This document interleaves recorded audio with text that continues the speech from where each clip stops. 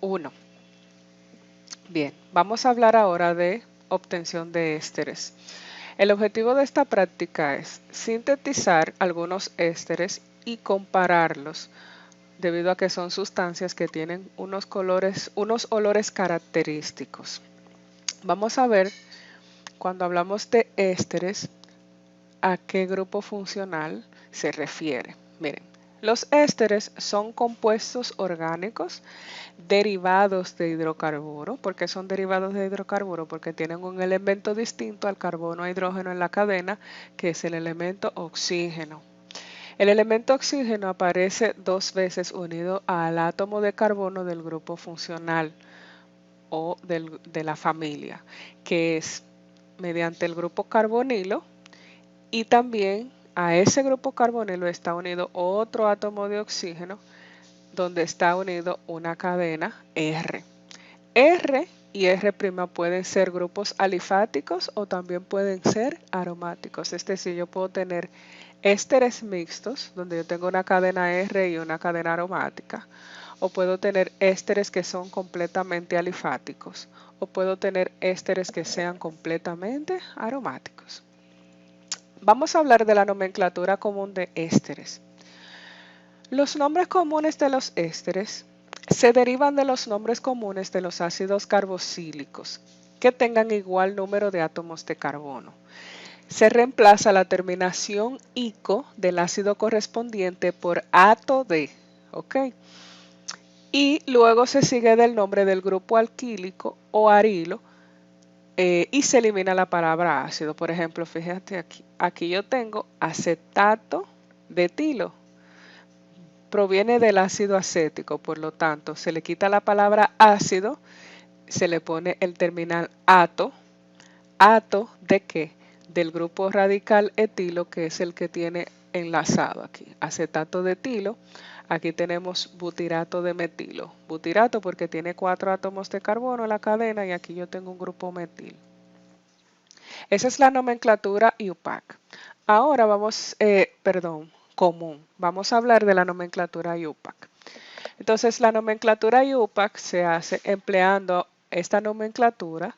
Los ésteres se nombran agregando el sufijo ato de al alcano homólogo, seguido por el nombre del grupo alquílico o arilo, que acompaña al oxígeno de enlace sencillo, por ejemplo.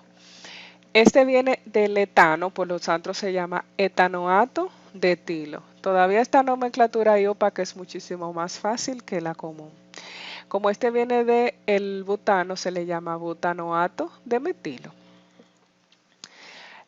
Propiedades físicas de los ésteres. Los ésteres son sustancias polares debido a la presencia del grupo carbonilo. Los ésteres tienen punto de ebullición que son similares al de los aldehídos y las cetonas, que tienen un peso o masa molecular que son semejantes a ellos. El límite de solubilidad en agua de los ésteres son entre 3 y 5 carbonos.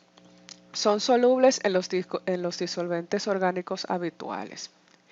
Los más volátiles tienen olores agradables y muchas veces frutales y son muy característicos, algunos de los cuales se encuentran en la naturaleza, por lo que se acostumbra a emplearlos en la preparación de perfumes y en condimentos artificiales. Por ejemplo, cuando nosotros comemos una menta que tiene sabor a guineo y olor a guineo, o olor a piña, o olor a manzana, es porque se han empleado ésteres que realmente exhiben esos olores característicos que vienen en la naturaleza con ese tipo de frutas o vegetales. Por ejemplo, el butirato de metilo es el éster que está presente en el guineo, que le da ese olor característico. El acetato de isopentilo es el éster que está en las manzanas.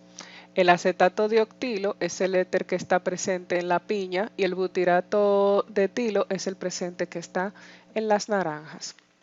Entonces, para obtener un éster se utiliza un proceso conocido con el nombre de esterificación de Fischer-Speer o simplemente esterificación de Fischer. Es un mecanismo bastante largo y complejo Es posible que ustedes lo vean en su clase de teoría si su profesor quiere ya meterse en ese terreno o mandarlo a investigar. Es un mecanismo muy largo. Y es un tipo especial de esterificación que consiste en lo siguiente: en formar un éster por reflujo de ácido carboxílico y un alcohol en presencia de un catalizador ácido. Es decir, ácido carboxílico más alcohol me produce un éster, siempre y cuando yo tenga presencia de un catalizador ácido. Esa reacción fue descrita por primera vez por Emil Fischer y Arthur Speer en el año 1895, en el siglo XIX. Eso es un siglo, vamos a decir, de oro, porque prácticamente casi todas las cosas que nosotros conocemos hoy en día se descubrieron ahí. Entonces, vamos a ver de manera, vamos a decir, resumida ese proceso de obtención. Ya dijimos que se obtienen por la reacción entre ácidos carboxílicos o sus derivados con alcoholes o fenoles, y esa reacción es catalizada por un ácido fuerte. Por ejemplo, de forma general, aquí yo tengo la fórmula general de un ácido carboxílico. Fíjense que yo tengo el grupo carboxilo o grupo carboxílico. Aquí tengo el grupo alcohol. Alcohol más ácido carboxílico me produce un éster. Fíjense que aquí el elemento hidrógeno del alcohol sale y se adiciona la cadena o grupo funcional R o grupo alquílico más agua. O sea, siempre va a producir un éster más agua. El orden de reactividades: el primario es más reactivo que el secundario y mucho más reactivo que el terciario, que reacciona en condiciones especiales.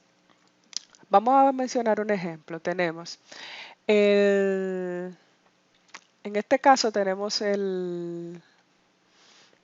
este ácido acético que está unido con 1, 2, 3 con el propil, con el alcohol propílico o alcohol de cadena normal.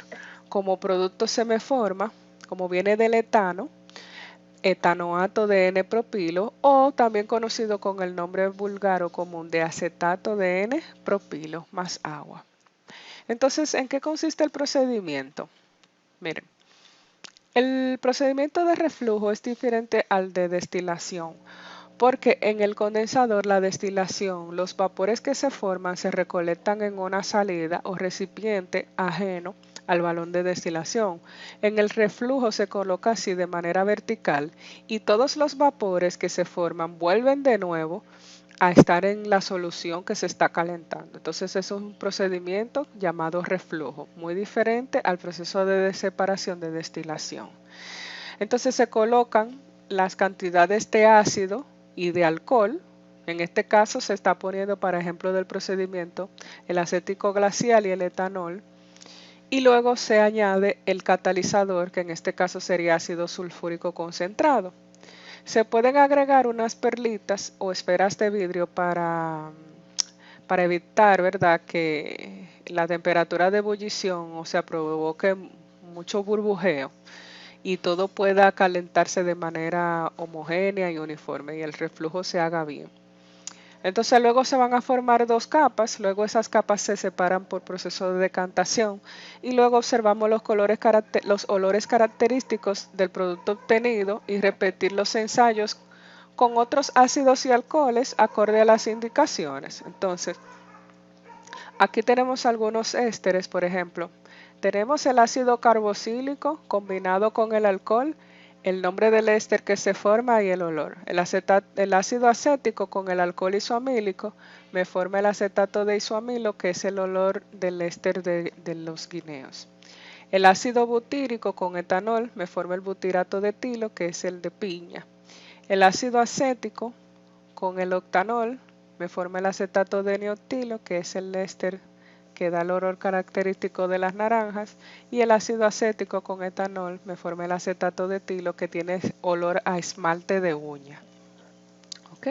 Entonces, estos son los enlaces de los videos que ustedes van a ver a continuación.